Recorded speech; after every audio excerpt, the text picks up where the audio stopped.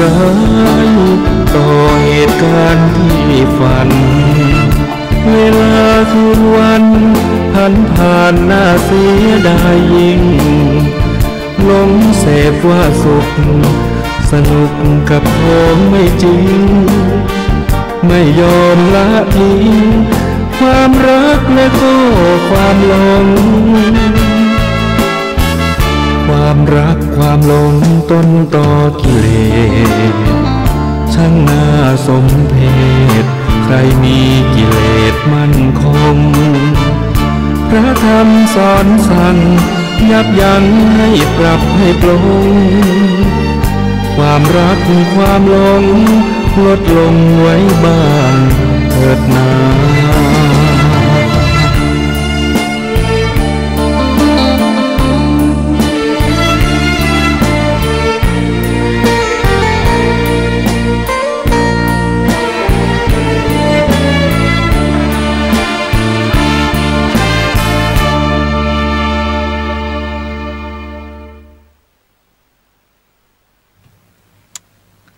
สวัสดีค่ะสวัสดีครับก็วันนี้นะคะพบกับรายการ Club Wednesday นะคะกับดีเจป๊อปโปนะคะดีเจฟามิงโกนะครับดีเจพวกเราดีเจน้องใหม่นะคะดีเจน้องใหม่ก็สวัสดีคุณแว่นดำด้วยถ้ายังฟังอยู่ในวันนี้นะคะเพราะว่าเมื่อพุธที่แล้วเนี่ยเราได้พูดคุยกันนะคะว่าเราเนี่ยจะอยู่รายการจนถึงสิ้นเดือนพฤศจิกายนนี้ครับซึ่งหลังจากที่คุณแว่นดำได้โทรศัพท์เข้ามาก็ทำให้เราได้กลับไปทบทวนนะคะว่าเราจะอยู่ต่อถึงเมื่อไหร่อะไรยังไงนะคะเพราะว่าคุณแว่นดำก็ให้กำลังใจเรานะคะเราก็อยากให้รายการเราอยู่ต่อไปนะคะเราก็เลยกลับไปคิดกันมาค่ะว่าตอนนี้เราเหมือนกับมีกำลังใจขึ้นเนาะเราก็กลับไปคิดกันมานะคะว่าโอเคเราอยู่ต่อนะคะอยู่ต่อเย้ไฟติ้งแต่ว่าเรายังไม่สามารถให้สัญญาได้ว่าเราจะอยู่ต่อถึงเมื่อไหร่แต่เอาเป็นว่าตราบใดที่เรายังไม่บอกว่าเราจะไม่มา เราก็จะยังอยู่ในทุกพุธต่อไปนะคะก็สวัสดีสำหรับทุกท่านที่กำลังฟังอยู่ในตอนนี้ด้วยนะคะก็พบกับดีเจป๊อปโปแล้วก็ดีเจฟามิงโกเป็นประจำในทุกวันพุธนะคะครับแล้วก็วันนี้นะคะเราอย่างที่เราได้สัญญากันไปในช่วงท้ายของชั่วโมงของเมื่อพุธที่แล้วนะคะว่าวันนี้เราจะมีเรื่องของ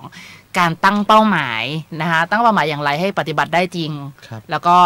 ประสบความสำเร็จได้จริงรวมทั้งเป้าหมายทางการเงินด้วยมาฝากกันนะคะแล้วก็ยังมีเรื่องอื่นๆด้วย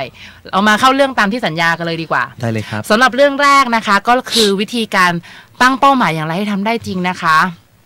มีทั้งหมด6ขั้นตอนกี่ขั้นตอนนะคะ6ขั้นตอนครับ6ขั้นตอนนะคะสำหรับขั้นตอนแรกนะคะก็คือเราจะต้องเห็นคุณค่าของการมีชีวิตอยู่ตามความเป็นจริงฟังดูแปลกๆไหมคะฟังดูเหมือนกับต้องใช้เวลาทำความเข้าใจนิดนึงใช่ไหมใช่ครับต้องแบบเมื่อกี้พูดว่าอะไรขออีกทีได้ไหมอีกทีนะคะข้อแรกขั้นตอนแรกนะคะเราจะต้องเห็นคุณค่าของการมีชีวิตอยู่ตามความเป็นจริง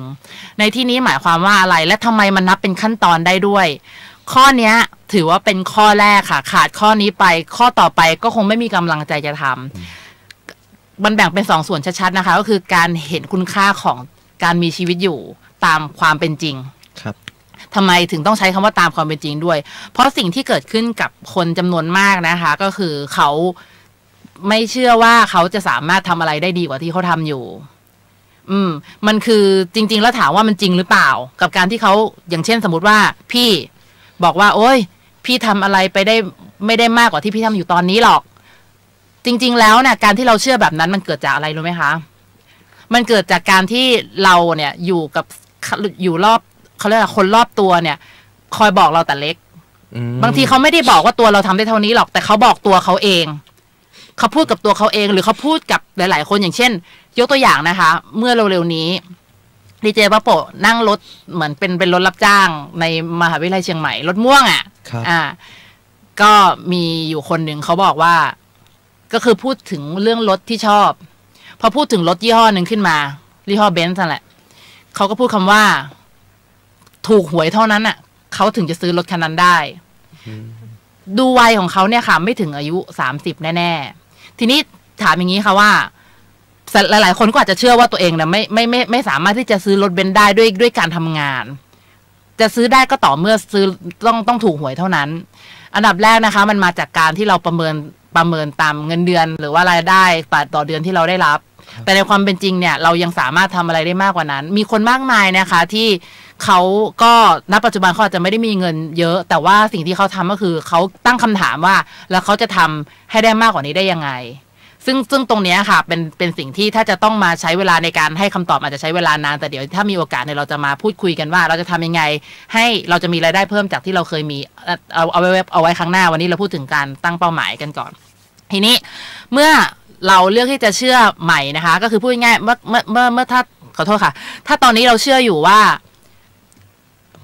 ตกใจ มีอะไรแทรกนิดหน่อยนะคะในห้องส่งถ้าตอนนี้นะคะเรากำลังรู้สึกว่าชีวิตเรามันก็เท่านี้ทำได้เท่านี้แหละนะคะ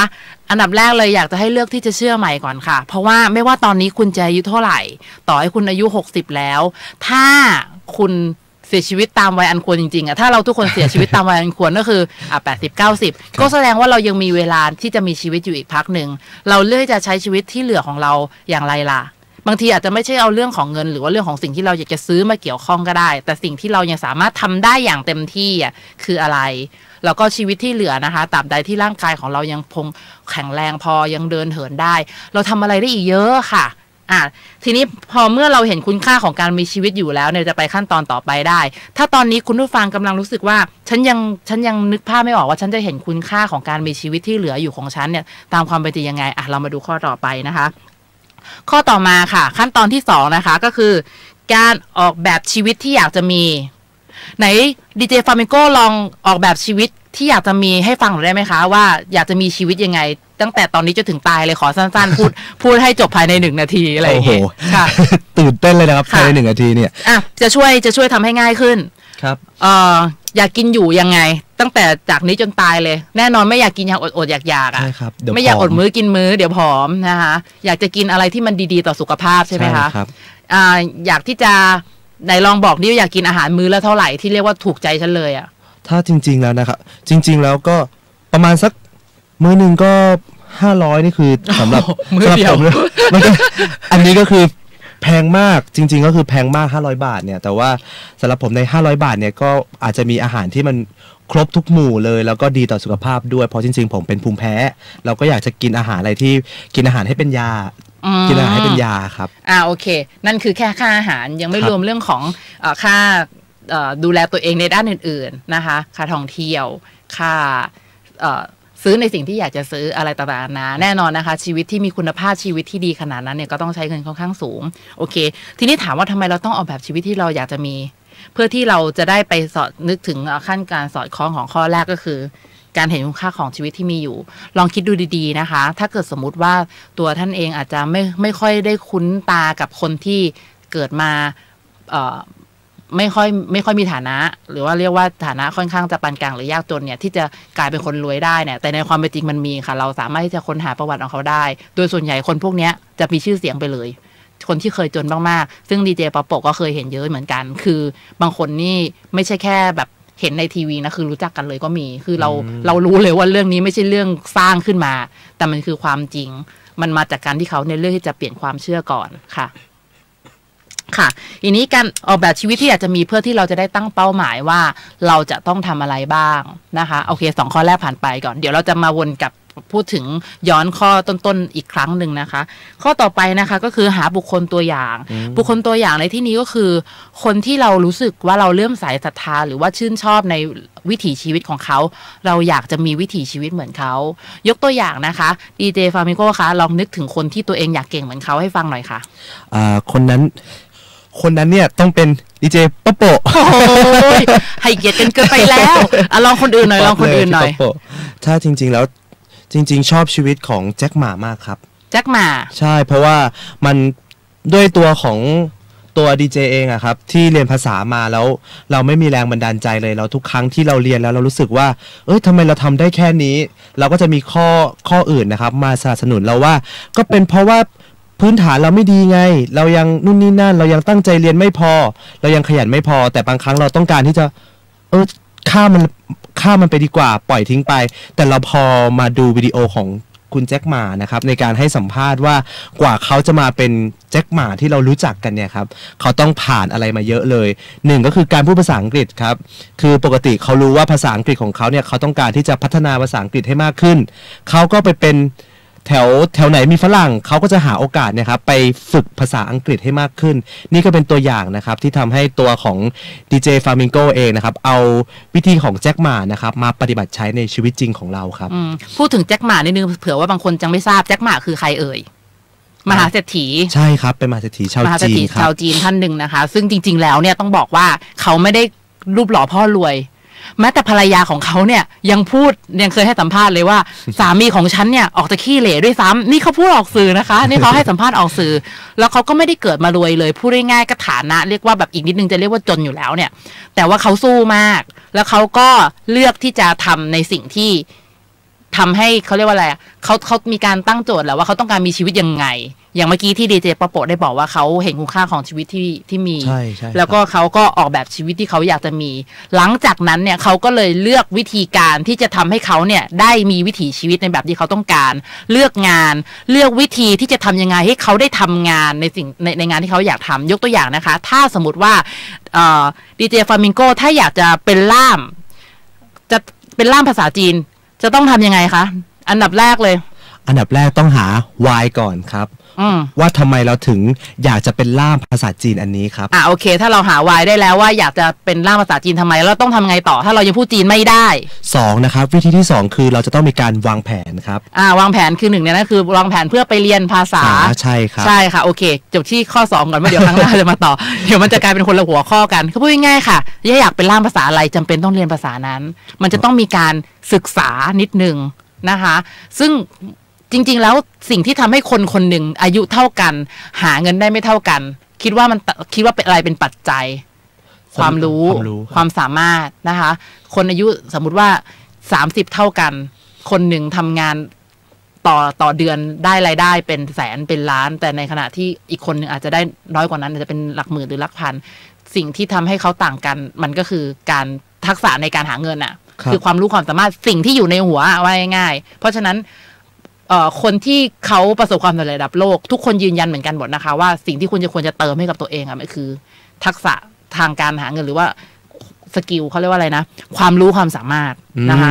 โอเคหาบุคคลตัวอย่างเพื่ออะไรหาบุคคลตัวอย่างในที่นี้เราอาจจะเลือกจากคนที่มีพื้นเพใกล้เคียงกับเราก็ได้เพื่อที่เราจะได้ไม่รู้สึกว่าโอ้ยเขาต่างกับฉันเยอะฉันคงทำไม่ได้คืออยากจะให้ตัดคำว่าทำไม่ได้ออกไปแต่ให้ตัดให้เพิ่มให้เปลี่ยนเป็นคำว่าจะทำยังไงให้ได้อย่างถ้าสมมติว่าดีเจปะโปะอยากจะ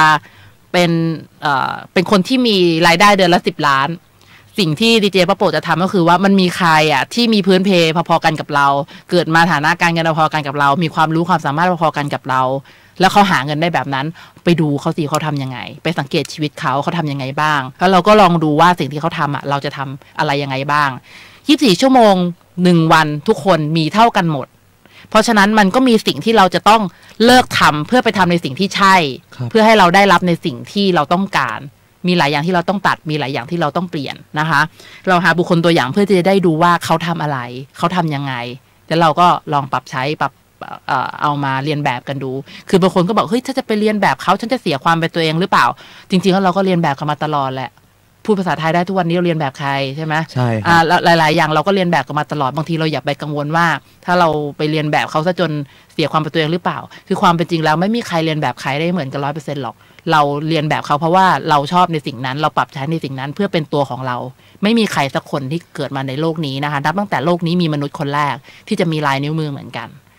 ไม่มีเลยที่จะมีใครสักคนที่จะเหมือนกันไปหมดทุกอย่างมันจะต้องมีอะไรบ้างที่มันต่างกันต่อให้นิสัยใจคอหรือว่าความสามารถจะใกล้เคียงกันแค่ไหนแต่มันก็มีความพิเศษของแต่ละคนเพราะฉะนั้นเห็นคุณค่าของความพิเศษในสิ่งในที่เรามีนะคะถ้าเรายังรู้สึกว่าเรายังพิเศษไม่พอสร้างความพิเศษนั้นขึ้นมาเลยค่ะอยากจะพิเศษอะไรสร้างมันขึ้นมาเลยนะคะสร้างมาเลยนะครับ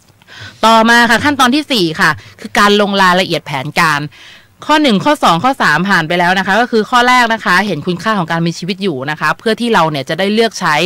กวิธีการในการดำเนินชีวิตของเราเนี่ยใหม่นะคะ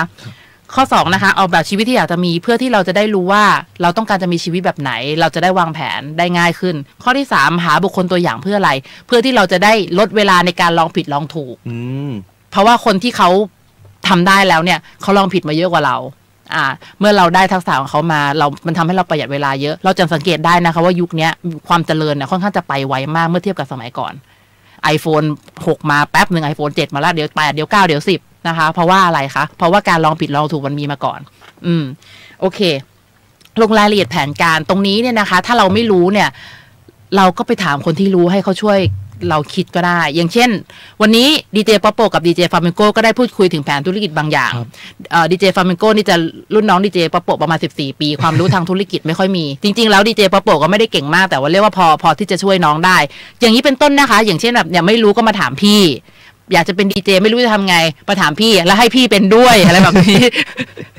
นะคะยกตัวอย่างอย่างนี้เป็นต้นนะคะไม่รู้ก็ถามคนอื่นอย่างเช่นสมมติว่าเราเขียนแผนแล้วว่าเราจะทำแบบนี้แบบนี้แบบนี้เราจะทำธุรกิจแบบนี้ทำดีไหมแล้วเราก็เอาแผนนั้นไปปรึกษาแต่ที่สำคัญก็คือเราต้องเลือกคนปรึกษาให้ถูกคนด้วยเราอย่าเลือกคนที่เขาจะเหมือนเป็นนักดับเพลิงหรือแบบดับฝันเราอะเนี่ยอยากจะเป็นนักเทนนิสระดับโลกยังไม่ทันจะพูดอะไรเลยโอ้ปฏิบัติหน้าบ้านให้เก่งซะก่อนเถอะบางทีถ้าเขามาดับฟันเราแบบนี้มันไม่ได้หมายความว่าเขาคิดจะดูถูกเรานะแต่ว่าเขาโตมาแบบนั้นอ่ะเขาโตมาแล้วเขาไม่เคยเห็นใครเลยที่เขามีพื้นเพแบบนี้แล้วจะยิ่งใหญ่ได้เราอย่าไปฟังคำพูดใครแล้วทำให้เราจิตหดหู่แต่ขอให้เชื่อมั่นในตัวเองอะค่ะโอเคค่ะลงรายละเอียดแผนการนะคะก็คือลงรายละเอียดชนิดที่ว่าละเอียดมากถึงขนาดที่ว่า10 ปีทำอะไรบ้าง9 ปีทำอะไรบ้างแล้วค่อยๆลงไล่มาเป็น1 ปีเป็นครึ่งปีเป็น3 เดือนเป็น1 เดือนเป็นรายสัปดาห์เป็นรายวันและเป็นรายชั่วโมงแล้วทุกอย่างมันจะง่ายอย่างเช่นยกตัวอย่างง่ายๆอย่างครั้งนั้นที่เราเคยคุยเรื่องของวิธีการเรียนภาษาว่าถ้าสมมติว่าเราอยากที่จะพูดภาษาอังกฤษประโยคใหม่ๆให้ได้100 ประโยคต่อ1 เดือนเราก็หารสิแล้ววันหนึ่งต้องได้กี่ประโยคล่ะใช่ไหมมันก็ง่ายขึ้นนะคะข้อต่อมานะคะข้อนี้ดูแล้วจะเป็นข้อที่ยากที่สุดก็ว่าได้คือเรื่องของการลงมือปฏิบัติการลงมือปฏิบัติเนี่ยค่ะเวลาถึงเวลาจริงๆกับบางครั้งมันมีอะไรหลายๆอย่างมาทำให้เรารู้สึกว่ายังไม่อยากทำเรื่องนี้ตอนนี้แต่แผนเราวางไว้อย่างดีเลยนะ แผนนี้เป็นแผนที่ทำแล้วก็ได้อย่างนั้นเลยแต่ว่าเราเริ่มขี้เกียจขึ้นมาตรงเนี้ยมันยากตรงที่ว่าเราจะทำยังไงให้เรากระชากตัวเองออกมาจากหลุมสบายหรือว่าเขาเรียกว่าอะไรความรู้สึกขี้เกียจนั้นได้แต่สิ่งที่จะทำให้เราเนี่ยมีวินัยแล้วก็ขยันได้ตลอดก็คือข้อแรกนะคะการเห็นคุณค่าของการมีชีวิตอยู่ทุกวันนะคะแม้แต่ตัวดีเจป๊อปโปเองเนี่ยมันก็มีความรู้สึกเหมือนอยากนอนสบายๆบนเตียงแต่ว่าพอเรารู้ตัวว่าเราต้องการจะทำอะไรในชีวิตมันก็เด้งขึ้นมาได้ง่ายๆเลยคือเหมือนกับไม่รู้เรี่ยวแรงมาจากไหนแต่นั่นแหละมันมาจากการเห็นคุณค่าของการมีชีวิตอยู่การลงมือปฏิบัตินะคะมันอาจจะไม่ได้เป็นไปตามแผนการเสมอไปมันอาจจะมีอุปสรรคบ้างทุกคนนะคะที่ประสบความสำเร็จไม่ว่าจะระดับเล็กระดับกลางระดับโลกอะไรก็แล้วแต่เขาไม่ได้เดินไปจากจุดที่เขาจะเดินไปจนถึงเป้าหมายของเขาโดยการเดินตรงๆคือไม่ใช่ง่ายขนาดนั้นแล้วก็ไม่ได้โรยด้วยกลีบกุหลาบมีพรมแดงมาปูตลอดเวลามันมีอุปสรรคมันมีสิ่งที่ไม่คาดฝันมันมีอะไรหลายอย่างเยอะมากดีเจป๊อปโปเองก็เคยเจอเรื่องราวแบบนั้นมาค่อนข้างเยอะก็เรียกว่า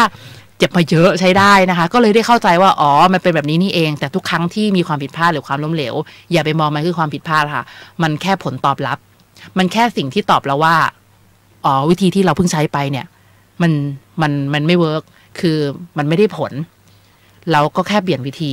ตราบใดที่เรายังมีชีวิตอยู่เราก็ลองใหม่แต่อย่าประมาทว่าเรามีเวลาอยู่อีกเยอะเราก็ต้องมีการทบทวนนะคะก็คือขั้นตอนสุดท้ายก็คือการทบทวนเมื่อเราได้ลงมือปฏิบัติตามแผนแล้วมันไม่เป็นไปตามนั้นเรามาทบทวนค่ะเกิดอะไรขึ้น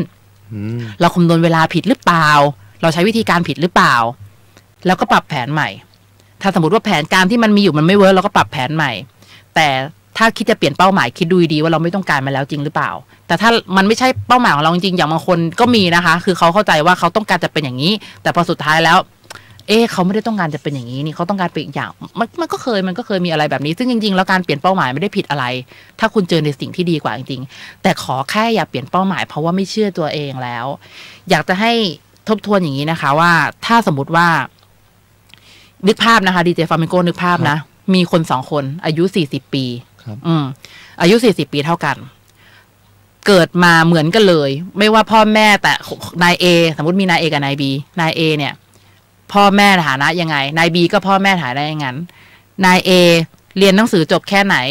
นายบีก็เรียนจบแค่นั้นเท่ากันทุกอย่างนะคะแต่ว่านายเอเนี่ยเลือกที่จะเห็นคุณค่าของชีวิตที่เหลือหมายความว่าหากว่าเขาตายตอนอายุ90เนี่ยอีก50ปีของเขาเนี่ยฉันจะทำให้มันมีคุณค่าและฉันจะทำมันให้ดีที่สุดฉันจะทบทวนทุกๆวันของฉันว่าฉันทำวันนี้ได้ดีที่สุดหรือยังกับนายบีเลือกที่จะคิดว่าไม่เห็นจะต้องทำอะไรให้มันดีกว่านี้เลย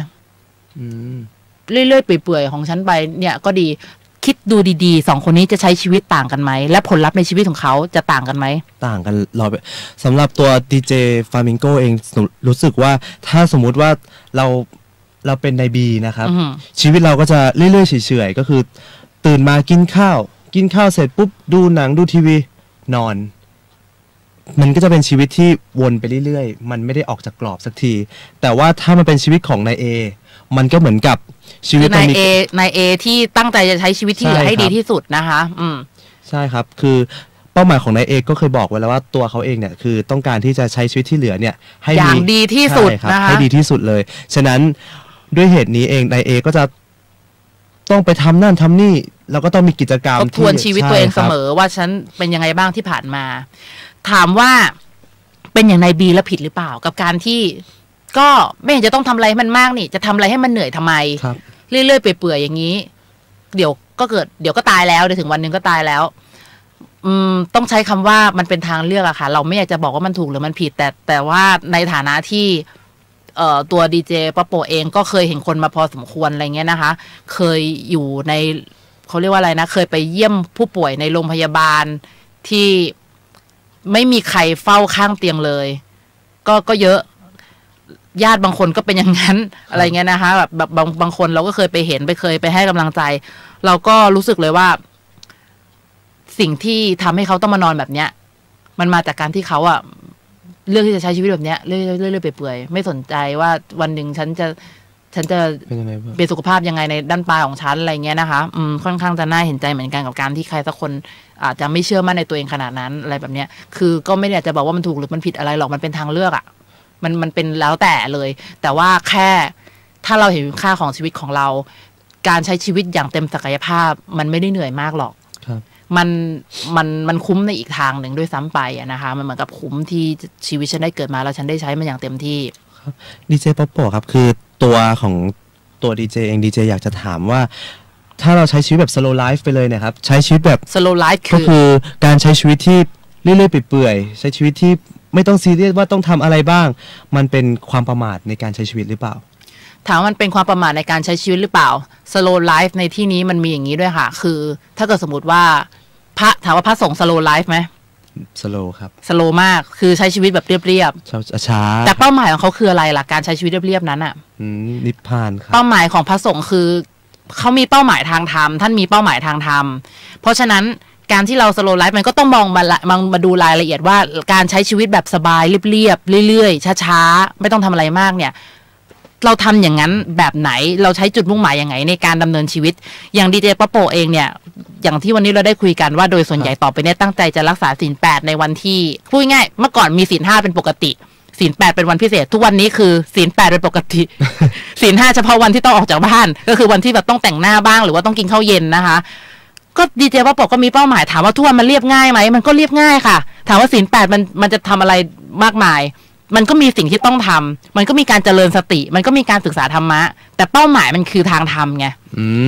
เป้าหมายทางโลกก็มีค่ะเป้าหมายทางโลกก็มีเพราะว่าเราก็ยังมีความรับผิดชอบ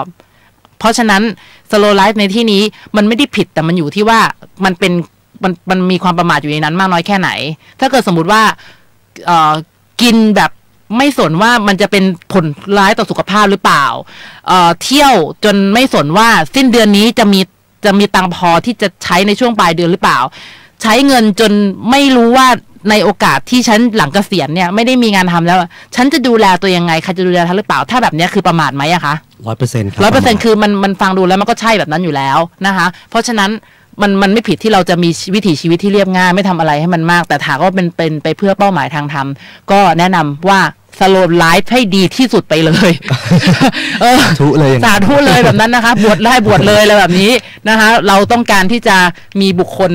ที่มาสนับสนุนพระพุทธศาสนาต่อไปอยู่แล้วนะคะโอเคทีนี้อย่างที่บอกไปว่าการเห็นคุณค่าของการมีชีวิตที่เหลืออยู่เนี่ยคือสิ่งสำคัญที่สุดที่ทำให้เราทำใน5ขั้นตอนที่เหลือเนี่ยได้อย่างดีเดี๋ยวเรามาทวนกันอีกทีนึงนะคะก็คือวิธีที่ทำให้เราทำเป้าหมายได้สำเร็จนะคะก็คือ1ค่ะเห็นคุณค่าของการมีชีวิตอยู่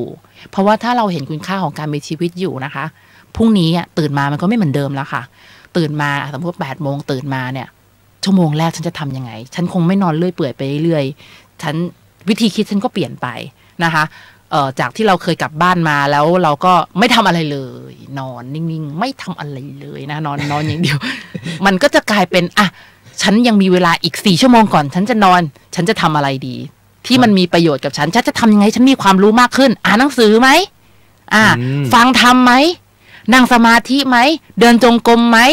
เป็นต้นอะไรแบบนี้นะคะศึกษาธรรมะเพิ่มเติมหรือเปล่าอะไรก็ได้ที่มันเป็นการเปลี่ยนการใช้เวลาเพื่อให้เราเนี่ยมีชีวิตที่มีคุณค่ามากขึ้นและในขณะเดียวกันมาสู่ข้อที่2ขั้นตอนที่2ก็คือออกแบบชีวิตที่อยากจะมีเพื่อที่เราจะได้รู้ว่าในวันต่อๆไปของเราควรจะทำอย่างไรเพื่อให้เราสามารถมีชีวิตอย่างที่เราต้องการได้เช่นเมื่อกี้ดีเจฟาเมนโกต้องการจะมีรูปแบบชีวิตคือกินมื้อประมาณเท่านี้นะใช้ชีวิตประมาณเท่านี้นะมันต้องใช้เงินเท่าไหร่ยังไงเราก็ต้องใช้เงินนะคะสำหรับชีวิตของคฤหัสถ์นะคะก็บางครั้งคฤหัสถ์บางคนยังไม่ได้แค่ดูแลตัวเองแต่ต้องดูแลทั้งครอบครัวลูกเมียพ่อแม่ของตัวเองพ่อแม่ของภรรยาอะไรแบบนี้เป็นต้นนะคะมันก็ต้องมีตัวเลขพูดง่ายๆเราอยู่ในโลกที่ใช้เงินในการแลกเปลี่ยนเพราะฉะนั้นมันก็ต้องมีการคำนวณตัวเลขหลังจากนั้นมาเราก็จะมาดูว่าแล้วทำยังไงเราถึงได้ตัวเลขเหล่านั้นเพื่อมาตอบโจทย์ชีวิตที่เราอยากจะใช้นะคะต่อมาหาบุคคลตัวอย่างการหาบุคคลตัวอย่างทำให้เราทำได้ง่ายขึ้นและทำให้เราได้เรียนแบบวิธีคิดเขาได้ง่ายขึ้นนะคะก็พูดง่ายข้อนี้เนี่ยถือว่าเป็นข้อที่จำเป็นมากๆลดการลองผิดลองถูกให้กับเราได้มากขึ้นเราจะไม่รู้สึกอยู่คนเดียวด้วยเพราะว่าทุกครั้งที่เราให้เราท้อเราจะเหมือนกับมีบุคคลตัวอย่างเนี่ยที่เตือนใจเราเสมอว่าถ้าเราสู้ถ้าเราเชื่อมั่นในตัวเองเนี่ยวันหนึ่งเราจะเป็นอย่างเขาได้ข้อต่อมานะคะลงรายละเอียดแผนการก็คือลงรายละเอียดเลยว่าชีวิตของฉันเนี่ยปีนี้ฉันอยากได้อะไรคือลงว่าเราต้องการให้มีอะไรสำเร็จบ้างในตอนนั้นอย่างเช่นฉันอายุ40ฉันต้องการมีเงินเก็บ1 ล้านตอนนี้คำนวณเลยค่ะฉันอายุเท่าไหร่เหลือเวลากี่ปีถึงจะอายุ40เหลือเวลาอีกมากเท่าไหร่กี่ปีในการหาเงินเฉลี่ยแล้วตกเป็นรายเดือนละกี่บาทเฉลี่ยแล้วตกเป็นรายวันละกี่บาทแล้วลองดูว่าจะไปทำงานอะไรหรือหาอะไรมาขายทำธุรกิจอะไรดีที่ทำให้เรามีรายได้เท่านั้นแล้วก็อย่าลืมนะคะว่าลงรายละเอียดแผนการของชีวิตก็คือต้องลงละเอียดถึงขนาดที่ว่าปีรายปีมาเป็นราย6 เดือนราย3 เดือนลงรายละเอียดหมายความว่าอะไรมีอะไรสำเร็จบ้างเอาไว้ง่ายมาเป็นรายเดือนมาเป็นรายสัปดาห์เป็นรายชั่วโมงเพื่อที่เราจะได้รู้ว่าในแต่ละวันทำอะไรบ้างในความเป็นจริงเมื่อถึงเวลาลงมือปฏิบัติมันมีอะไรบางอย่างเปลี่ยนแปลงอยู่แล้วล่ะมันไม่เป๊ะหรอกบางครั้งมันก็มีใครสักคนโทรปรึกษาเรานู่นนั่นนี่มันมีบางอย่างที่เปลี่ยนแผนแต่ในขณะเดียวกันถ้าวันนั้นมันดีที่สุดแล้วก็ไม่ต้องเสียใจนะคะจริงๆแล้วยังสามารถพูดเรื่องนี้ได้พุ่งตรงพูดได้เป็นปีเอาเฉพาะเรื่องนี้เรื่องเดียวข้อเดียวพูดได้เป็นปี มันขยายได้อีกนะคะข้อต่อไปนะคะลงมือปฏิบัติตามแผนการที่วางเอาไว้ข้อนี้ต้องใช้กำลังใจเหมือนกันตรงที่ว่ามันมีบางอารมณ์ที่เราอยากจะขี้เกียจใครๆก็อยากจะขี้เกียจแต่ว่าถ้าอย่างที่บอกค่ะถ้าข้อ1ก็คือเห็นคุณค่าของการมีชีวิตตัวเองรู้แล้วว่าเราต้องการจะมีชีวิตยังไงนะคะเราก็จะมีกำลังใจเราจะเรี่ยวแรงมันจะมาเองเหมือนอย่างดีเจป๊อปโปเนี่ยค่ะเวลาที่แบบมันยังไม่มีเป้าหมายชีวิตมันก็ตื่นมาวันนี้ทำอะไรดีวันนี้ทำอะไรดีมันยังไม่ค่อยมีหรือเป้าหมายที่มีตอนแรกมันไม่ค่อยเร้าใจเท่าไหร่พอทุกวันนี้ทุกอย่างมันเปลี่ยนไปตื่นมามันก็เมื่อก่อนนะดีเจป๊อปโปเป็นคนนอนกลางวันตื่นกลางคืนจริงๆเป็นค้างคาวหรือเปล่าเป็นค้างคาวคือเป็นนักเขียนแล้วเวลาเขียนตอนคืนมันเงียบกว่าแต่ทุกวันนี้คือเปลี่ยนเลยเปลี่ยนเป็นนอนกลางคืนตื่นกลางวันเพราะว่าเราอยากจะรักษาศีล8เราก็ควรที่จะกินก่อนเที่ยงวัน ควรจะกินข้าวเสร็จก่อนเที่ยงวัน อะไรแบบนี้เป็นต้นนะคะต่อมานะคะก็คือข้อสุดท้ายทบทวนข้อทบทวนนี่เป็นข้อที่สำคัญมากเพราะว่าบางครั้งมันไม่ได้เป็นไปตามนั้นเราก็ต้องมาคอยดูว่าแล้วทำไมมันถึงไม่เป็นตามนั้นก็ประมาณนี้นะคะ6 ขั้นตอนนะคะจำไม่ได้ไม่เป็นไรนะคะมีโอกาสก็จะมาพูดทบทวนเรื่องนี้กันใหม่ตราบใดที่ยัง จัดรายการกันอยู่นะคะ ก็6ขั้นตอน6ขั้นตอนสำหรับการตั้งเป้าหมายในชีวิตแล้วก็ในแต่ละครั้งก็จะหาแง่มุมหาข้อมูลที่เป็นประโยชน์มาฝากกันอีกเรื่อยๆก็แล้วกันมาขยายในสิ่งที่เราพูดวันนี้แหละให้เห็นภาพให้จับต้องได้มากขึ้นเรื่อยๆข้อต่อไปนะคะก็คือเกี่ยวกับการตั้งเป้าหมายทางการเงินเมื่อกี้เราได้พูดกันไปแล้วการตั้งเป้าหมายทางการเงินมันมาจากการที่เราเริ่มจากเป้าหมายชีวิตก่อนหรือจะเริ่มจากการตั้งเป้าหมายทางการเงินก่อนก็ได้ไม่มีผิดไม่มีถูกนะคะเราเริ่มจากอะไรก็ได้อย่างบางคนเนี่ยไม่รู้ว่าต้องใช้เงินเท่าไหร่ใช่ไหมเราก็ตั้งเป้าหมายชีวิตก่อนเหมือนอย่างเมื่อกี้ดีเจปาโปถามดีเจฟามิโก้ว่าอยากกินมื้อละเท่าไหร่อะไรแบบนี้แล้วอยากที่จะอยู่แบบไหนมีบ้านแบบไหนที่ดินเป็นยังไงอะไรก็ว่าไปอะไรเงี้ยเพื่อที่จะมาลงรายละเอียดว่ามันต้องใช้ตังค์เท่าไหร่มันก็จะคิดออกมาเป็นตัวเลขได้แต่บางคนเนี่ยยังไม่รู้เลยว่าชีวิตนี้อยากจะทำอะไรแต่รู้ว่าอยากจะมีเงินเท่าไหร่โอ้โหก็ได้ไม่ผิดฉันอยากจะมีเงิน100 ล้านอย่าเพิ่งคิดว่ามันไกลเกินฝันนะคะฉันอยากจะมีเงิน100 ล้านตอนฉันอายุ60โอเคไม่เป็นไรคิดอย่างน้อยคิดได้ว่าตัวอยากได้อะไรดีกว่าไม่คิดอ่ะสมมติว่าอยากมี100 ล้านมาคุยกันตอนนี้อายุเท่าไหร่สมมติว่าอายุ25อีกกี่ปีถึง60เพราะว่าบอกว่าอยากมี100 ล้านตอนอายุ60ใช่ไหมโอเคต้องเก็บตังค์เดือนจะต้องมีตังค์ในแต่ละปีเนี่ยกี่บาทเรื่อยๆเป็นอย่างช้าเป็นอย่างช้าไปเรื่อยมันก็จะหันออกมาเป็นรายเดือนรายอะไรเลยเสร็จแล้วปุ๊บโอเคเมื่อเราได้ตัวเลขแล้วนะว่าในแต่ละเดือนแต่ละปีเนี่ยมันจะต้องเป็นตัวเลขเท่าไหร่แล้วเราจะทำธุรกิจอะไรหรือทำงานอะไรที่ทำให้เราได้ตัวเลขนั้นมาเดี๋ยวเป้าหมายมันมา เดี๋ยวเป้าหมายที่เป็นเรื่องของการกระทำหรือว่าหน้าที่การงานมันก็จะมาทีนี้ในการตั้งเป้าหมายทางการเงินวิธีง่ายๆแล้ววิธีที่ควรจะได้ทำมากก็คืออย่าตั้งเป็นตัวเลขกลมๆมันบางทีมันทำให้เวลาที่เราอยากเวลาที่เราได้ตังมาแล้วเดี๋ยวบางคนวินัยทางการเงินเขาไม่ค่อยดีเนี่ยเขาก็จะอยากซื้อในสิ่งที่เขาอยากจะซื้อจนเขาลืมคิดไปว่าแล้วชีวิตที่เหลือของเขาเนี่ยเกิดไม่สบายขึ้นมาจะใช้ตังกันยังไงจริงๆแล้วเวลาที่เราโทษอาจจะโทษรัฐบาลหรือโทษใครก็ตามเศรษฐกิจไม่ดีอะไรเงี้ยนะคะมันทำให้เราจนเพราะว่ารัฐบาลสมมติเงี้ยนะเราโทษปัจจัยภายนอกไปหมดแต่ความเป็นจริงแล้วสิ่งที่ทำให้หลายๆคนยังคงมีฐานะการเงินไม่ค่อยดีอยู่มันมาจากแนวความคิดส่วนตัวของเขามากกว่าเพราะว่าเราจะสังเกตได้ว่าไม่ว่าในยุคไหนที่เศรษฐกิจดีหรือเศรษฐกิจไม่ดีมันก็ยังมีคนรวยอยู่อะแล้วมันก็ยังมีคนจนในช่วงที่เศรษฐกิจไม่ดีแล้วกลับขึ้นมารวยได้แล้วมันก็มีคนรวยในช่วงที่เศรษฐกิจไม่ดีแล้วก็จนหรือว่าในช่วงที่เศรษฐกิจดีมากๆแล้วก็มันก็มีคนรวยที่อยู่ดีก็จนเพราะว่าการใช้เงินไม่เป็นตัวดีเจป้าโปเองก็เคยเป็นคนอย่างนั้นเอาตรงๆใช้สุรุ่ยสุร่ายคือมันไม่ได้ถูกสอนมาแล้วเราก็ไม่เราไม่ได้รู้วิธีการใช้เงินของคนที่เขาเก็บเงินเก่งๆอ่ะเราก็ไม่น่าเชื่อนะว่าเรื่องที่ใครๆมองว่ามันเป็นเรื่องง่ายมันจะกลายเป็นเรื่องยากสำหรับเราพอเราเข้าใจแล้วปุ๊บว่าเราเปลี่ยนแปลงเรารู้สึกว่าวันหนึ่งเราอยากที่จะมาแบ่งปันให้กับคนแบบเราอ่ะคนที่เคยใช้เงินไม่เป็นแบบเราอ่ะนะคะทีนี้การตั้งเป้าหมายทางการเงินที่อยากจะให้ลงรายละเอียดก็คือคุณอยากมีชีวิตยังไงนั่นแหละคือสิ่งที่คุณต้องลงเพื่อที่คุณจะได้รู้ว่าคุณจะต้องมีเงินเท่าไหร่ยกตัวอย่างง่ายนะคะมันต้องลงรายละเอียดถึงขั้นที่ว่าคุณต้องการจะกินมื้อเท่าไหร่ในมื้อท่านมีอะไรโดยส่วนใหญ่แล้วมันราคาเท่าไหร่อ่ะอย่างยกตัวอย่างล่าสุดมาไปกินข้าวที่ในมหาวิทยาลัยปกตินะคะเวลาสั่งไม่เคยสนใจเลยมันราคาเท่าไหร่ไม่เคยสนใจเลยว่าเวลาเขาบอกว่า40 บาทค่ะ50 บาทค่ะ25 บาทค่ะหรืออะไรเงี้ยไม่เคยสนใจเลยจนวันนึงเริ่มรู้สึกแล้วว่าเราต้องรู้แล้วนะเราก็เลยถามเขาว่าปกติแล้วเพิ่มข้าวเท่าไหร่นะคะเพิ่มข้าว5 บาทใช่ไหมคะแล้วถ้าเพิ่มกับข้าว1 อย่างกี่บาทนะคะแล้วเราก็เริ่มลงรายละเอียดมันทำให้เราไปคำนวณเงินแล้วก็คำนวณปริมาณในการกินของเราได้ดีขึ้นอะไรอย่างนี้เป็นต้นนะคะพอเราได้ตัวเลขมาแล้วว่าเราต้องการจะมีชีวิตที่มีรายจ่ายต่อเดือนเท่าไหร่เราก็ควรที่จะหาได้มากกว่ารายจ่ายถูกไหมคะแล้วก็อย่าลืมว่าในช่วงบั้นปลายของชีวิตเนี่ยมันเป็นช่วงเวลาที่เราต้องกินเงินเก่าเรากินเงินเก่าหรือว่าถ้าเรามีธุรกิจที่ยังสามารถให้รายได้ของเราได้จนเราตายก็ถือว่าเป็นโชคดีแล้วก็รายได้ที่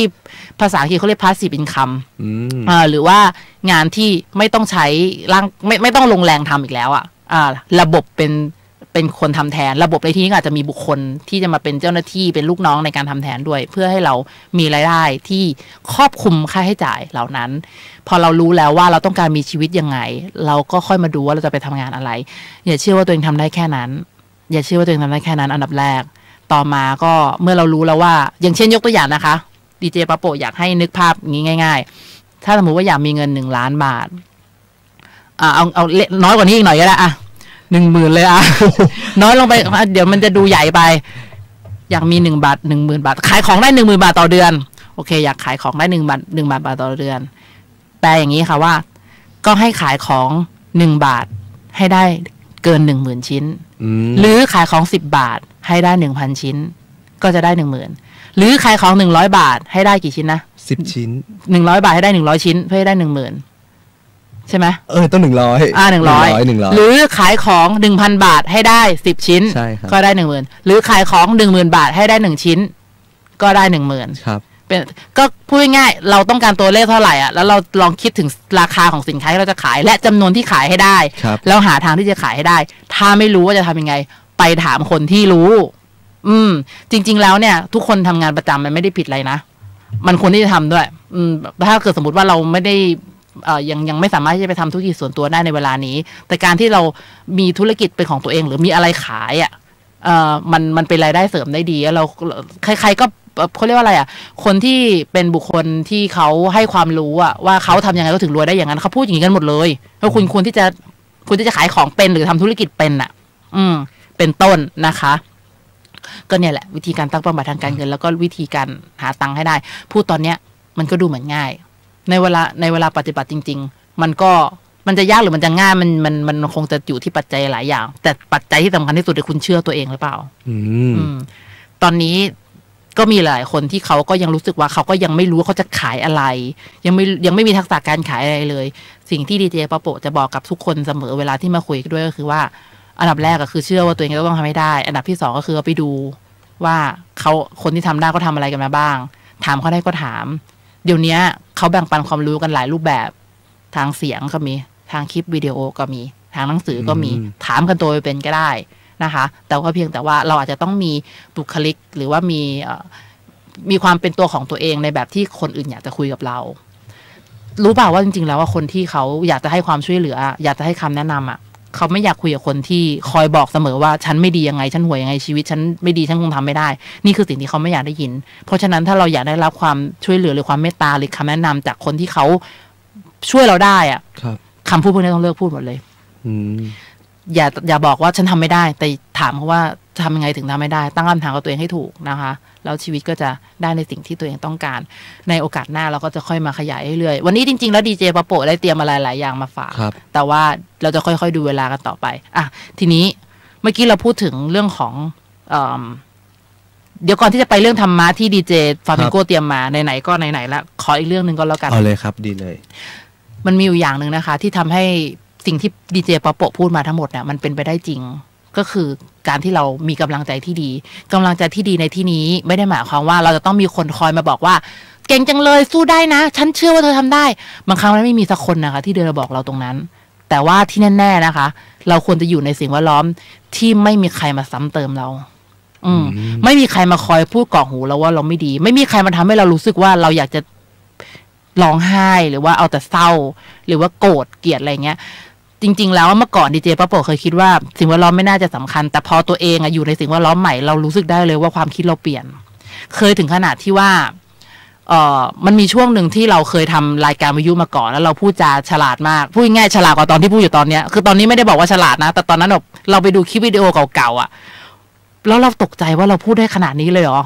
เพราะว่าวันที่ดูวันนั้นคือวันที่รู้สึกโง่มากเพราะว่าอะไรเพราะว่าเราอยู่ในสังคมที่มีคนมากล่อมหัวเราเราอยู่ในสังคมเราอยู่ในสิ่งแวดล้อมที่ไม่ดีเลย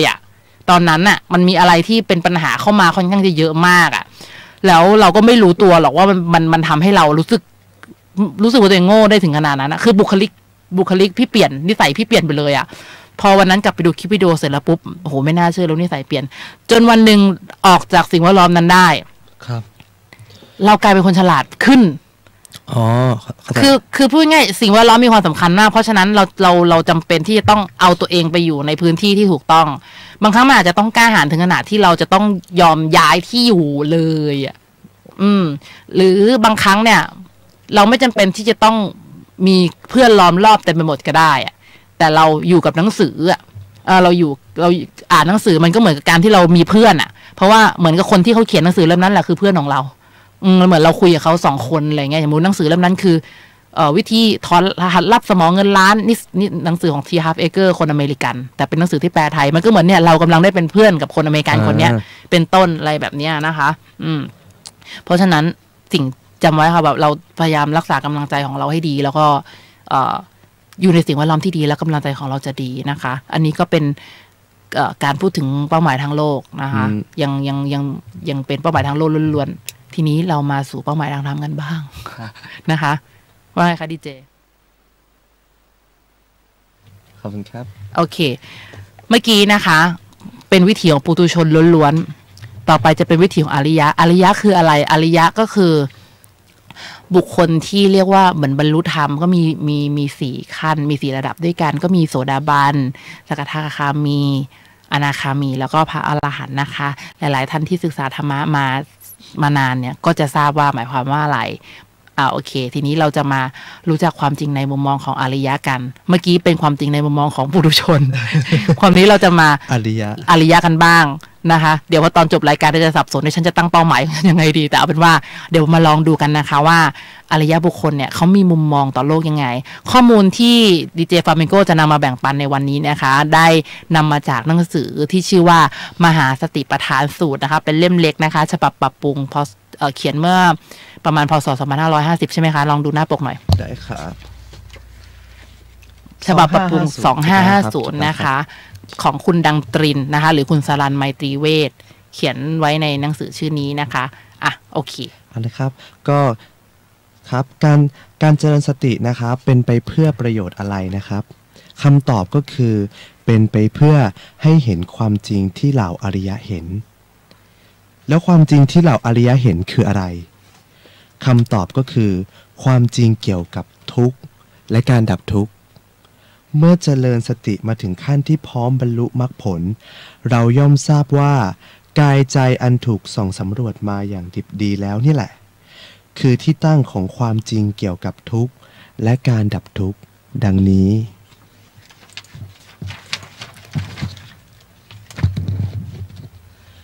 ทุกข์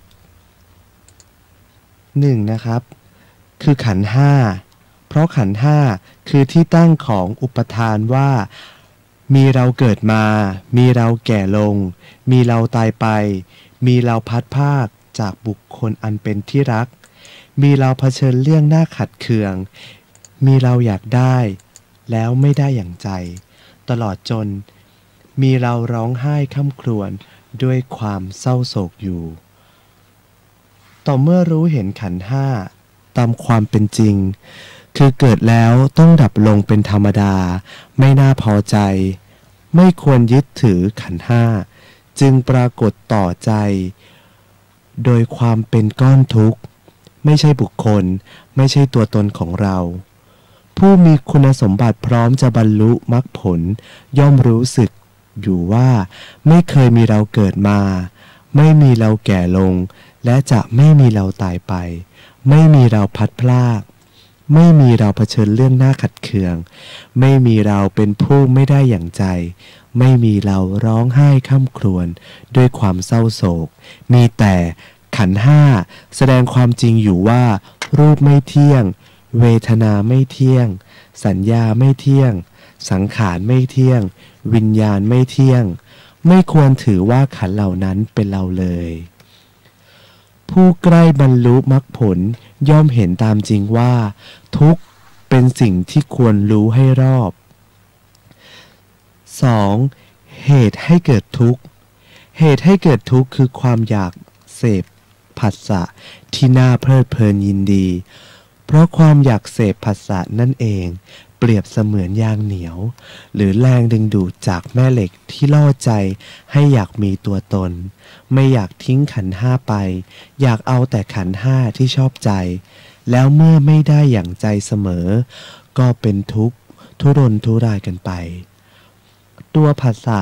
ไม่ได้เป็นปัญหาความอยากผัสสะต่างหากนี่แหละครับที่เป็นปัญหาใหญ่อย่างเช่นเคยเห็นรูปร่างหน้าตายวนใจถ้าถอนตาแล้วไม่ติดใจก็แล้วไปแต่ถ้าติดใจก็กระวนกระวายอยากเห็นอีกหรืออย่างความคิด อันเป็นคลื่นกระทบใจที่ผุดขึ้นแล้วสลายตัวไปตามทางของมันอยู่ทุกขณะแต่อาการเสพติดความคิดทำให้เราไม่อยากให้มันหายไปกลัวว่าถ้าไม่มีความคิดจะไม่ฉลาดหรือกระทั่งกลัวว่าถ้าความคิดสาบสูญแล้วจะไม่มีเราหลงเหลืออยู่รวมแล้วคนเราจึงกลัวตายกลัวไม่ได้เห็นกลัวไม่ได้ยินกลัวไม่ได้คิดแบบที่ชอบใจอีกต่อเมื่อเจริญสติรู้เห็นผัสสะกระทบเป็นขณะจึงทราบว่าภาพเสียงและความรู้สึกนึกคิดทั้งหลายหายไปทุกขณะอยู่แล้ว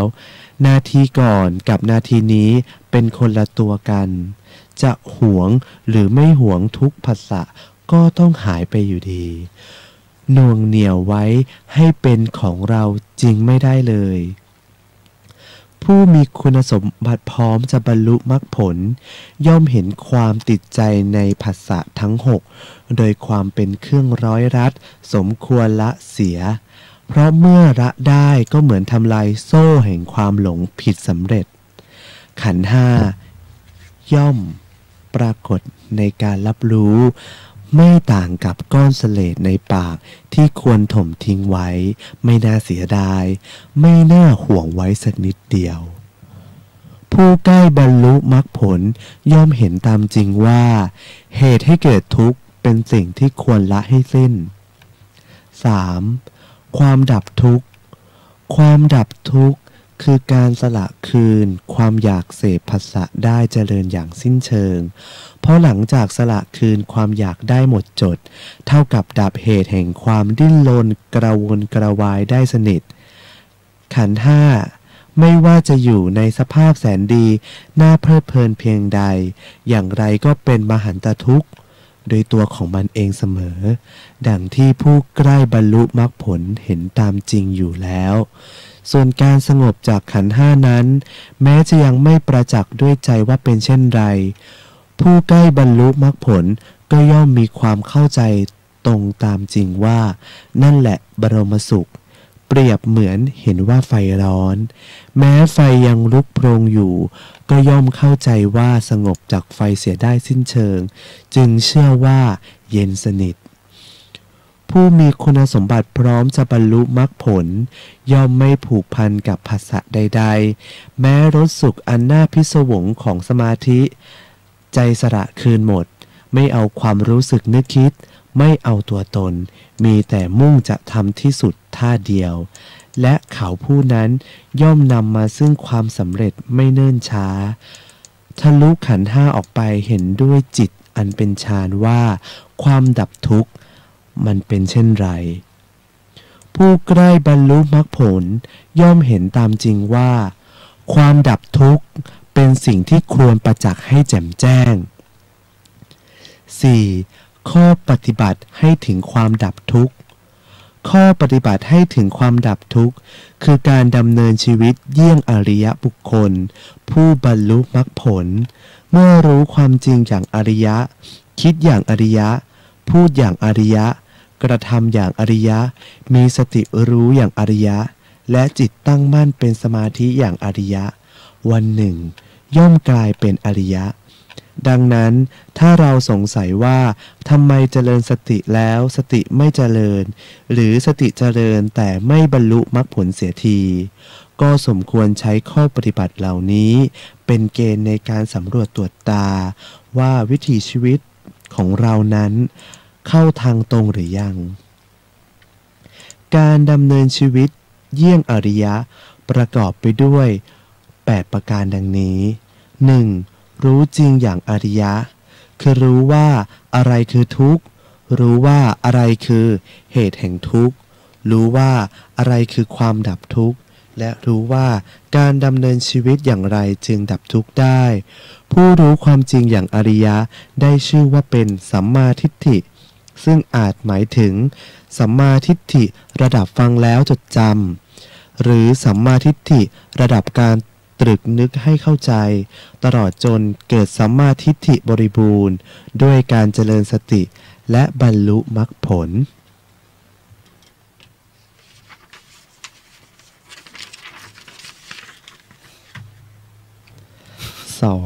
2ความคิดอย่างอริยะคือคิดออกจากกามคืออภัยไม่พยาบาทและคิดหลีกเลี่ยงการเบียดเบียนใดๆเพราะกามพยาบาทและการเบียดเบียนนั้นเป็นเปลือกหนาหุ้มจิตใจให้มืดมนอยู่เมื่อมืดอยู่ความจริงใดๆย่อมไม่ปรากฏให้เห็น 3. พูดอย่างอิสอริยะคือการเว้นจากการพูดเท็จอันเป็นเหตุให้จิตบิดเบี้ยวเว้นจากการพูดส่อเสียดอันเป็นเหตุให้จิตเร่าร้อนเว้นจากการพูดหยาบคายอันเป็นเหตุให้จิตสกปรกและเว้นจากการพูดเพ้อเจ้ออันเป็นเหตุให้จิตพร่ามัว 4. กระทำอย่างอริยะคือเว้นจากการฆ่าสัตว์เว้นจากการขโมยเว้นจากการประพฤติผิดในกามอันล้วนเป็นเหตุให้เป็นบาปที่พอกหนาแล้วกลายเป็นความโง่เขลาเมื่อเห็นบาปเป็นของดีย่อมได้ชื่อว่าเห็นผิดเป็นชอบคนเราย่อมไม่อาจเห็นความจริงทั้งที่ยังเห็นผิดเป็นชอบอยู่ 5. เลี้ยงชีพอย่างอริยะคือหากินด้วยความสุจริตถ้าเป็นพระต้องรักษาวินัยสงฆ์และเพียรเพื่อทำมรรคผลนิพพานให้แจ้งตามกติกาการบวชถ้าเป็นชาวบ้านต้องทำอาชีพที่ไม่ผิดกฎหมายและศีลธรรม 6. เพียรอย่างอริยะคือตัดใจละบาปอกุศลทั้งปวงจนเหือดแห้งไปหมดขวนขวายเพิ่มบุญกุศลทั้งหลายจนบริบูรณ์เต็มที่ 7. มีสติระลึกรู้อย่างอริยะคือมีความรู้สึกตัวอยู่รู้สึกถึงกายเวทนาจิตและธรรมกำจัดความอยากและความเศร้าโศกเสียได้ 8. มีสมาธิตั้งมั่นอย่างอริยะคือเป็นผู้สกัดจากกามสกัดจากบาปอกุศลจิตตั้งรู้อยู่ในขอบเขตกายใจคงเส้นคงวากระทั่งเกิดปิติสุขอันวิเวกผู้ใกล้บรรลุมรรคผลย่อมเห็นตามจริงว่าข้อปฏิบัติให้ถึงความดับทุกข์ทั้ง8ประการควรเจริญให้มากเมื่อเอากายใจเป็นที่ตั้งแห่งความจริงเราจะพบว่านอกจากทุกข์ไม่มีอะไรเกิดมานอกจากทุกข์ไม่มีอะไรดับไปทุกข์ทั้งหลายล้วนเป็นเท็จด้วยอาการเลอะเลือนไปเมื่อสงบจากทุกข์ได้จึงชื่อว่าเข้าถึงของจริงอันเป็นบรมสุขตั้งมั่นถาวรไม่กลับกลายเป็นอื่นอีกค่ะนี่ก็เป็นรายละเอียดจากหนังสือมหาสติปัฏฐานสูตรนะคะของคุณดังตินนะคะเกี่ยวกับความจริงในมุมมองของอริยะก็หมายความว่าเวลาอริยสงฆ์อริยะผู้ที่เป็นอริยะแล้วเนี่ยเวลามองอะไรหรือว่าจะทำอะไรเนี่ยเขามีวิธีท่านมีวิธีคิดยังไงทำยังไงนะคะจริงๆแล้วเนี่ยเมื่อกี้ที่ฟังมามันก็คืออริยสัจสี่แล้วก็มรรค8นั่นเองก็วันนี้ก็ขออนุโมทนากับดีเจฟามิงโกด้วยที่ได้ถ่ายทอดธรรมะล้ำลึกนี้นะคะเรียกว่าคัดสรรกันมาทั้งทางโลกทั้งทางธรรมเลยทีเดียวก็ยังไงนะคะพวกเราก็ยังเป็นดีเจน้องใหม่นะคะก็เราจะพัฒนาทักษะในการจัดรายการขึ้นเรื่อยๆแล้วก็จะพยายามที่จะสรรหาสิ่งดีๆมาแบ่งปันให้เรื่อยๆนะคะวันนี้ก็ขอบคุณผู้ฟังมากๆนะคะหลายๆท่านก็อาจจะฟังอยู่แล้วก็หวังว่าสิ่งที่เราได้พูดไปกำลังจะน่าจะเป็นประโยชน์นะคะครับก็ต้องจบรายการแล้วนะครับวันนี้เราก็ขอบอกท่านผู้ชมทุกท่านนะครับว่าทางขับ Wednesday ของเรานะครับมีทุกๆวันพุธเวลา 4 ทุ่มถึง 5 ทุ่มนะครับกับดีเจฟามิงโกและดีเจป๊อปโปะค่ะครับสำหรับวันนี้นะครับก็ราตรีสวัสดิ์นะครับฝันดีทุกท่านครับสวัสดีค่ะ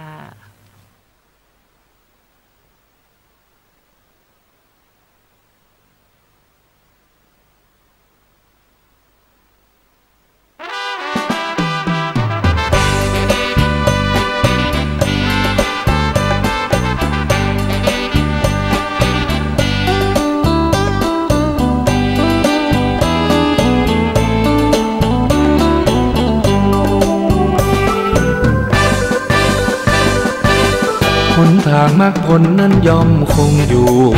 ถึงโลกเลิศหรูเปลี่ยนไปตามกาลเวลาโลกที่ร้อนเรามัวเมาผู้คนโลภาอีกมุมโหยหาหวังความสงบแก้ไขเบื้องลึกมนุษย์นั้นเรื่องของจิตต่างพึ่งแนวคิดให้ความร้อนรนคลอนคลายชั่วร้ายเกลื่อนกลนมรรคผลไม่พ้นสมัยจำเป็นคงไว้คู่ไปกับปัญหาคนพระธรรม